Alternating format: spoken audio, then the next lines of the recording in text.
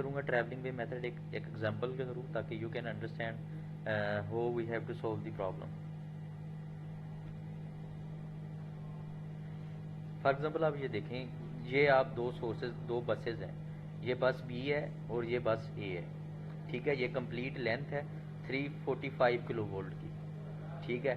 ये इधर transmission line जा रही है, इधर कोई फॉल्ट अगर होता है, ठीक है, इस जगह पे जो फॉल्ट अगर होता है, इस जगह से लेके बस ए तक का जो डिस्टेंस है वो L1 है, और इस फॉल्ट वाली जगह से बस बी तक का जो डिस्टेंस है वो है L2, ठीक है।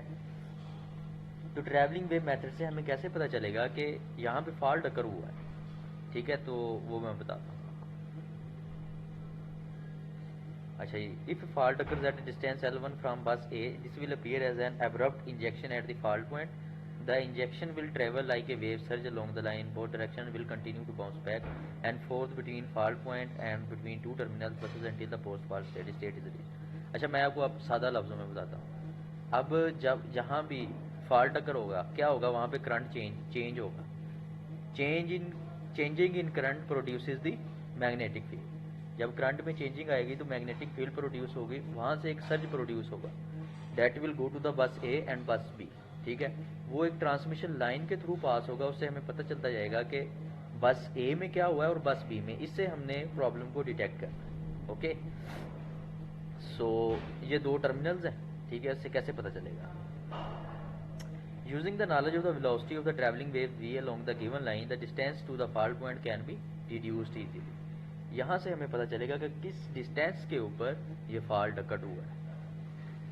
तो ये डिफरेंट प्रपोज एनालिसिस हैं कि कैसे हमें पता चलता है, मैं बताता हूँ।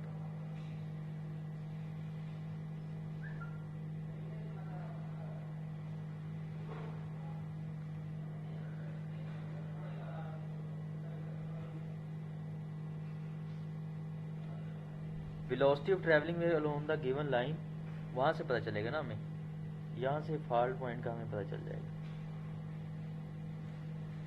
तो propose method analysis, fault type 3 phase fault है, कोई फॉर एग्जांपल अकर होता है।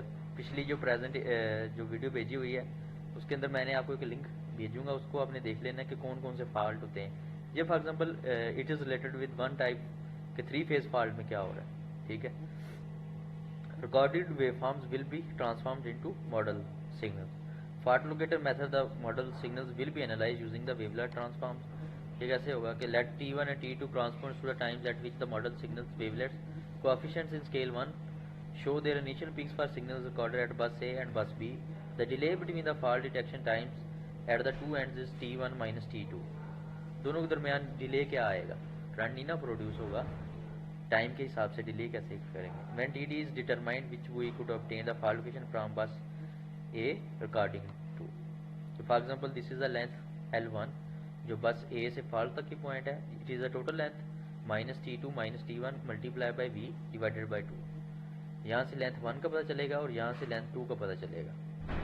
V is assumed to be 1.81 multiply by 10 की पावर 5 माइल सेकंड। इसको आप km में भी कन्वर्ट कर सकते हैं, ये कांस्टेंट की वैल्यू है which is the speed of the current, ठीक है। ये सैम्पलिंग रेट क्या हमने रखा हुआ है और टोटल लेंथ क्या है 200 माइल्स है या km में, इस फार्मूला के थ्रू हमें पता चल जाएगा।